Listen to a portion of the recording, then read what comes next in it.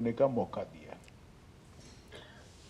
उस वक्त कश्मीर, उत्तर पूर्व नॉर्थ ईस्ट और हमारा नक्सलवादी क्षेत्र, ये तीनों जगह पे हमारे ही युवा हथियार लेकर अपना जीवन भी बर्बाद करते थे, हिंसा भी करते थे और पूरे क्षेत्र को विकास से दूर रखते थे।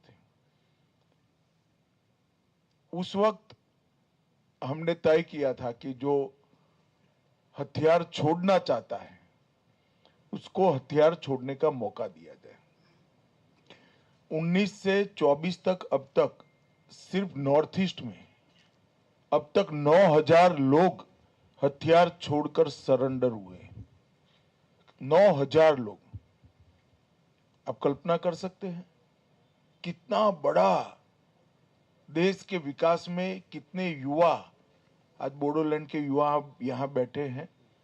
आज कोई कोऑपरेटिव कर रहा है, कोई डेयरी कर रहा है, कोई नौकरी कर रहा है। छत्तीसगढ़, आंध्र प्रदेश, महाराष्ट्र, इसी प्रकार से नक्सल प्रभावित क्षेत्र में भी ढेर सारे युवाओं ने सरेंडर किया है। और अब भारत सरकार सरेंडर युवाओं का और सरेंडर लोगों के जीवन के कल्याण के लिए और इसके साथ साथ जो नक्सलवाद या हिंसा से पीड़ित लोग थे, किसी का पैर उड़ गया, किसी का हाथ कट गया, किसी की आंख चली गई, कोई मर ही गया, उनके कल्याण की समग्रता से योजना भी बना रही है। 15,000 मकान भारत सरकार अपने खर्चे से इन नक्सल प्रभावित क्षेत्र में बना रहा है। और मेरे पास सहकारिता मंत्रालय भी है।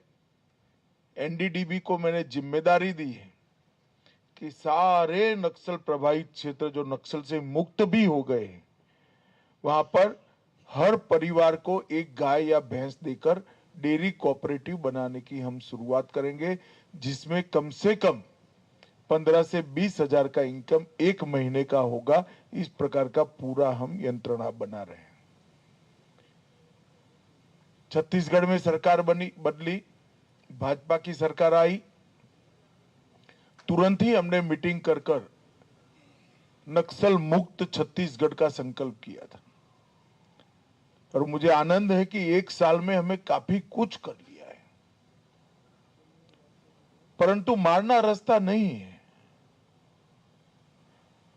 जो लोग हाथ में हथियार पकड़े उनको मेन स्ट्रीम में, मुख्य धारा में वापस लाना है। इसलिए मैंने छत्तीसगढ़ के गृह मंत्री जी को कहा था कि अब जहां जहां सरेंडर हुआ है वह सब राज्य में जाकर एक सबसे अच्छी पॉलिसी छत्तीसगढ़ की बनाए, जिसको हम पूरे देश भर में रिप्लिका कर सरेंडर हथियारी युवाओं को पुनः प्रस्तापित समाज में करने का एक नया पॉलिसी बनाएंगे। और कुछ ही दिनों में पॉलिसी भी अच्छे तरीके से तैयार होकर सभी राज्यों को हम भेजेंगे।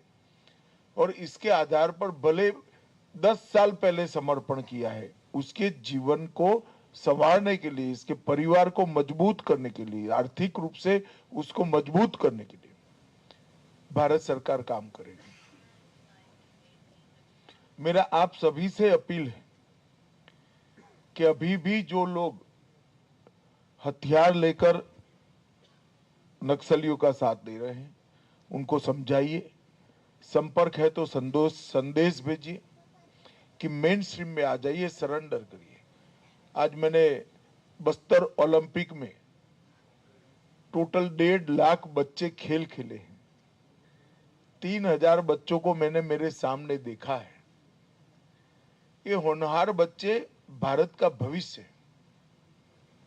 और मैं आज बड़े भाव के साथ, बड़ी संवेदना के साथ बोलकर आया हूं कि 2036 में कम से कम ओलंपिक का एक मेडल मेरे बस्तर की बच्ची जीत कर आए, ऐसी संरचना हम करेंगे। और मुझे विश्वास है कि 2036 ओलंपिक में कोई ना कोई मेडल जरूर जीतेगा, क्योंकि हम सिर्फ ओलंपिक यहां नहीं लाना चाहते। ओलंपिक लाने के लिए तो बहुत प्रयास कर ही रहे, आएगा भी, होगा भी, परंतु इसके साथ साथ 2025 से लेकर 36 तक मेडल ला पाए ऐसे खिलाड़ी बनाने की प्रक्रिया भी अभी से शुरू करी है। परसों ही मेरे घर पर मैंने मीटिंग करी। हम 35,000 से ज्यादा खिलाड़ियों को ये यात्रा में जोड़ रहे हैं और उसमें से मेडल लेने वाले खिलाड़ी बाहर निकालने हैं। ओलंपिक तो हो जाएगा, ओलंपिक समाप्त भी हो जाएगा, मगर इसके लिए जो इंफ्रास्ट्रक्चर बनेगा, टैलेंट सर्च की जो प्रक्रिया बनेगी, इनके ट्रेनिंग की जो व्यवस्था होगी, इनके वित्त पोषण की जो व्यवस्था होगी, वो व्यवस्था अनेक सालों तक हमारे देश को मेडल दिलाएगी। और 2036 का ओलंपिक होने वाला है अहमदाबाद में। आप लोग तो कम से कम देखने जरूर आइएगा। विजय को कहिएगा, विजय पूरी व्यवस्था करेगा।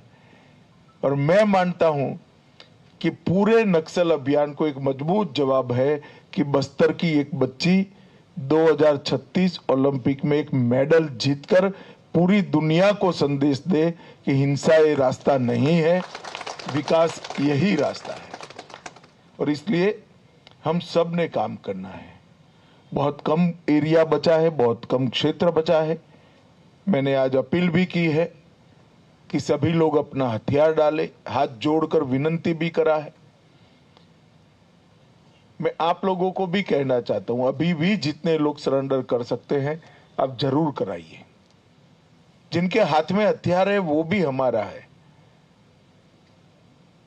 हमारा ही है, मगर गलत रास्ते पे भटक गया। एक जमाने में आप लोग भी गलत रास्ते। आज बोडोलैंड पूरा शांत हो गया। मैं वो समझौते के लिए बहुत प्रयास किया था, इतनी सारी शंकाएं थी, मगर आज धीरे धीरे पूरा समझौता लागू हो गया है। और इसके बाद एक के बाद एक 20 समझौते पूरे नॉर्थ ईस्ट के अंदर हुए हैं। और यहां तो विष्णुदेव जी ने जो नीति बनाई है पुनर्वसन की, ये बहुत सब भारत में सबसे अच्छी नीति बनने वाली है।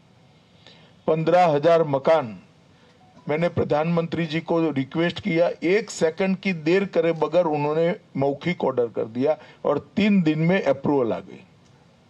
ये छोटी चीज नहीं है। और मुख्यमंत्री जी ने इसके 1 ही महीने के अंदर इसके लिए जमीन देना, ये करना, बाकी सारी व्यवस्थाएं कलेक्टर तहसीलदार को कहकर करने की शुरुआत कर दी। हम स्कूल चाहते हैं, दवाखाने चाहते हैं, हॉस्पिटल चाहते हैं, सबको मुफ्त अनाज मिले वो चाहते हैं, सर के घर में बिजली हो, शौचालय हो, पीने का पानी हो, 5 लाख तक का गरीब आदिवासियों का इलाज मुफ्त हो जाए, ऐसी व्यवस्था करी। इस सारी चीजों को आपके गांव तक पहुंचाने की जिम्मेदारी छत्तीसगढ़ सरकार की है। और आप भरोसा करिए, भारत सरकार की जितनी भी योजनाएं हैं, इसके सबसे पहली प्रायोरिटी मेरा बस्तर है और इसमें हर व्यक्ति को ये फायदा हमें पहुंचाना है। आप लोग अलग अलग राज्यों से, सुदूर बोडोलैंड से भी आए हैं, हथियार छोड़े हैं। भारत सरकार पर, भारत की जनता पर, नरेंद्र मोदी जी पर आपने विश्वास किया है। मैं आपको विश्वास दिलाता हूं कि आपने जो भरोसा किया है वो टूटेगा नहीं। आपका पुनर्वसन निश्चित होगा और आपको देखकर कई युवा ये रास्ते पर हथियार छोड़कर आएंगे और अपने जीवन को संवारेंगे। फिर से एक बार आप सभी को मैं बहुत बहुत बधाई देना चाहता हूं। मैंने विजय को कहा था कि मैं मेरी बस्तर मुलाकात में मिलना चाहता हूं कुछ लोगों को, मगर उन्होंने खूब सुंदर तरीके से आयोजित कर हर राज्य से लोगों को बुलाया, मुझे बात करने का मौका दिया, जमीनी हकीकत की जानकारी लेने का भी मौका दिया। इसलिए आप सभी का बहुत बहुत धन्यवाद। आपके जीवन में कोई भी तकलीफ हो तो पोस्टकार्ड या अंतर्देशीय हमारे गृह सचिव को लिख दीजिएगा। निश्चित रूप से गृह मंत्रालय इसकी चिंता भी करेगा, उसका मार्ग भी ढूंढ लेगा। आपके जीवन की हर कठिनाई में हम आपके साथ रहेंगे, क्योंकि ये संदेश जो है ये पूरे विश्व के लिए बड़ा महत्वपूर्ण संदेश है। और नक्सल मुक्त बस्तर होने के साथ ही आज 2 करोड़ से ज्यादा यात्री टूरिस्ट कश्मीर जा रहे हैं। मैं आज कह कर आया हूं कुछ चित्रकूट में कश्मीर से ज्यादा यात्री आए, ऐसी हम पर्यटन की व्यवस्था करेंगे। और इतनी ताकत हमारे बस्तर के अंदर है। यहाँ की कला, यहाँ का संस्कार, यहाँ की ग्रीनरी, यहाँ का जलप्रपात इतना सुंदर है कि पूरी दुनिया से यहाँ पर यात्री आ सकते हैं। इसके लिए जो व्यवस्था करनी है ये छत्तीसगढ़ शासन जरूर करेगा। फिर से एक बार आप सभी को मैं बहुत बहुत बधाई देता हूं।